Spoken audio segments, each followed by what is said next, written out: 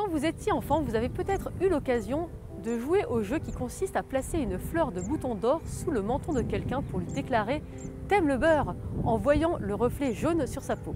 C'est la surface lisse et brillante des pétales des boutons d'or qui permet d'obtenir cet effet. Cela ne marche avec aucune autre fleur jaune.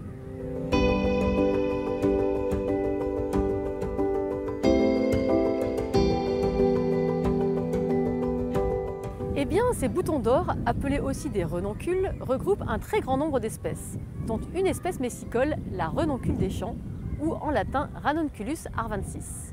Cette petite renoncule, la fleur jaune, est une plante annuelle que l'on rencontre en bordure des cultures et dans les friches.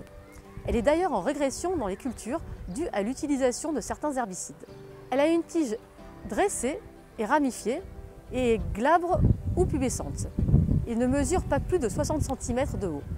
Les feuilles de cette plante sont alternes et d'une grande variabilité.